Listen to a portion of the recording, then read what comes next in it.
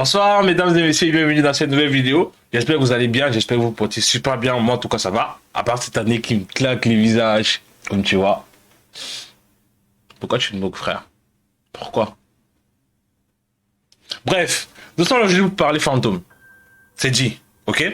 Donc il faut savoir en fait, 95% des choses qui arrivent dans la vie ont des explications rationnelles. 5% n'en ont pas. Alors, qui porte le chapeau de ces 5%? Est-ce que tu crois au paranormal? Bah, aujourd'hui, je vais vous raconter 3 histoires, vraies ou pas. Vous allez vous faire vos idées, moi je m'en bats les couilles. Car ça tienne en fait, il y a des preuves qui sont là. Donc des vidéos, des photos que je vais utiliser durant mes histoires. Et maintenant, c'est à vous de vous faire votre propre idée. Du coup, si t'es installé, si t'es bien, si t'es ok, t'es prêt, bah, on va commencer maintenant en fait. Allez, c'est parti.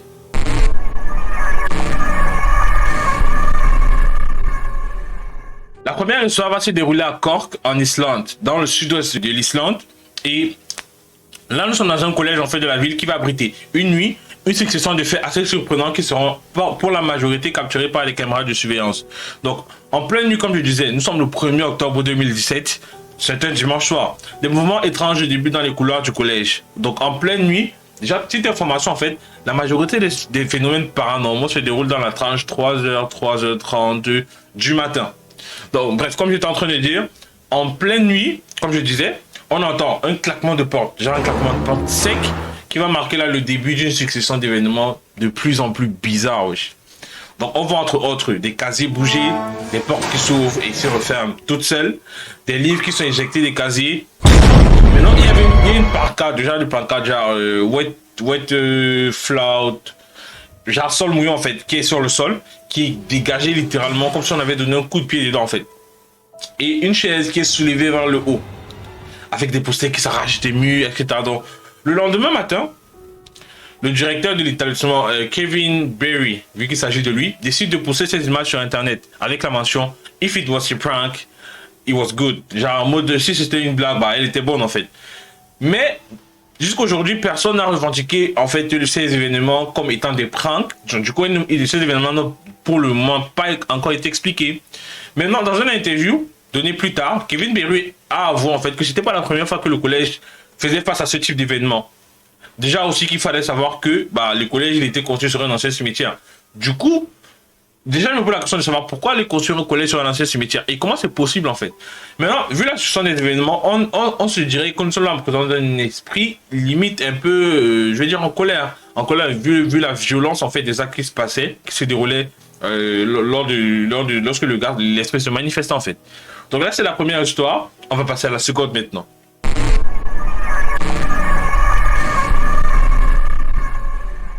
Deuxième histoire, nous sommes le 14 septembre 2003 dans l'Illinois aux États-Unis.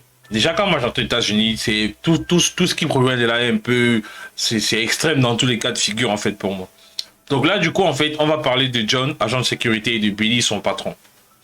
Tout commence en fait un soir lorsque des occupants des deux chambres se plaignent de voisins venant d'une chambre, c'est-à-dire la chambre entre elles, la 209.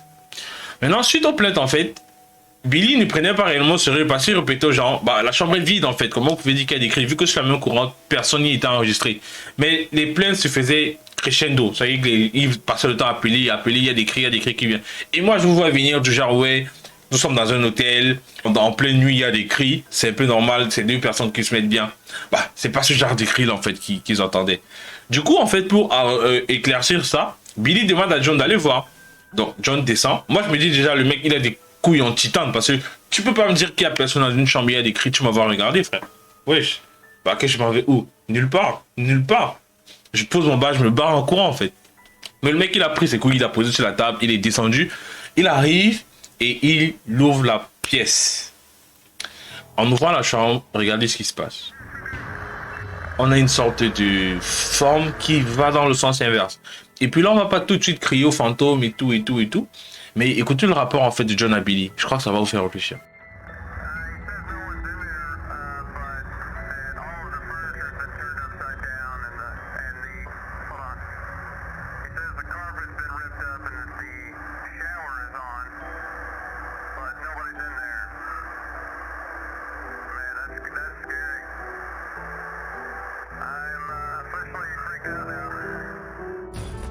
Bah maintenant, comment tu m'expliques en fait les meubles qui sont inversés, la moquette qui est en pièces et l'eau qui coule dans la douche. Bah, sauf si en fait il y avait réellement un couple de squatteurs à l'intérieur et qui sont sauvés par la fenêtre lorsque John est arrivé.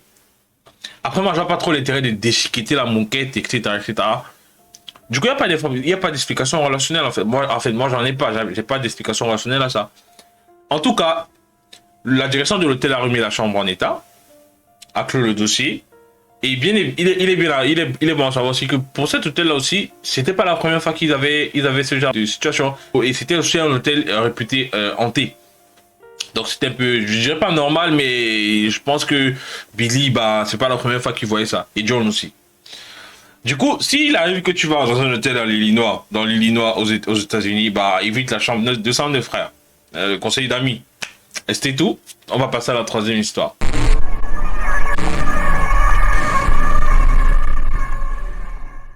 La troisième histoire, c'est celle sur laquelle est basé le film The Conjuring 2. Donc, pour ceux qui n'ont pas vu le film, il faut savoir en fait que c'est l'histoire d'une famille, les Hudson, qui habitent en fait le 24 Green Street en banlieue anglaise. Donc, ils ont tellement bavé que leur histoire sera classée histoire la plus terrifiante de toutes ces 40 dernières années. Donc, c'est une famille normale en fait, constituée d'une mère divorcée et de ses 4 enfants, donc 2 garçons et 2 filles. Tout commence en fait le 31 août 1977 au soir. Donc, Jeannette, une de ses 2 filles, appelle sa maman en se plaignant du fait qu'elle entend des coups dans le mur provenant de la chambre voisine, notamment la chambre des garçons. Pas ce genre de coup là, pas ce genre de coup là, frère. Mais plutôt ce genre de coup en fait. Bref, la mère n'accorde pas vraiment d'importance ce jour-là.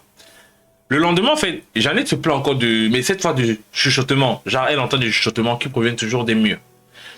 La mère décide maintenant d'aller voir elle-même ce qui se passe dans la chambre des filles. Et à peine elle rentre dans la chambre, elle voit une commode qui se déplace sous ses yeux. Genre, tu rentres dans la chambre, tu vois la commode, elle bouge en fait sous ses yeux.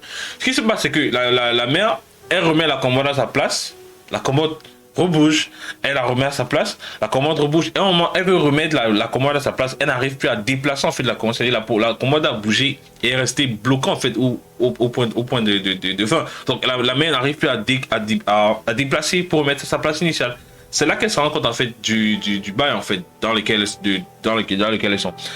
À partir maintenant de là, les événements vont réellement s'enchaîner de façon exponentielle. Et ce, même devant les voisins, parce que quand tu essaies de déplacer une commode et que tu n'y arrives pas, à un moment tu flippes. Du coup, elle a appelé des voisins et elle a contacté la police aussi. Mais bizarrement, même devant eux, bah, ces événements-là se produisent. Ça veut dire qu'on entend des voix, on entend des chuchotements, on entend des cris. Et il y a une fille, en fait, une de ces filles, je sais pas si c'est Jeannette ou l'autre, qui a limite lévité. Bah, l'éviter c'est cool, mais dans les mangas, moi je me dis dans la vraie vie, tu te mets à flotter pour aucune raison. C'est un peu flippant en fait. Donc les filles se mettent à parler dans des langues inconnues. Tu sais pas si c'est du russe mélangé au slovaque. Tu comprends rien en fait. Du coup, pour vraiment voir l'histoire complète en fait de la famille Hudson, moi je vous invite à aller regarder le film The Conjuring 2 comme je disais. Et là vous allez pouvoir comprendre un peu de façon globale ce qui s'est passé ce soir-là. Parce que raconter ça ici, ou bien résumer, ça serait trop long. Du coup, je préfère que vous allez regarder le film directement et vous faire une idée réelle de la chose. Donc, c'était tout en fait pour mes histoires ce soir. J'espère que la vidéo t'a plu et que t'as pas trop fait flipper. N'oublie pas de liker, partager et de t'abonner si ce n'est pas encore le cas, afin de ne pas manquer ma prochaine vidéo qui sortira sûrement dans les 3 jours à venir. Si vous avez remarqué, en fait, les histoires, ils allaient de façon décroissante. Donc, on a commencé de l'histoire la plus récente à l'histoire la plus ancienne. C'était Dilandry. Peace out.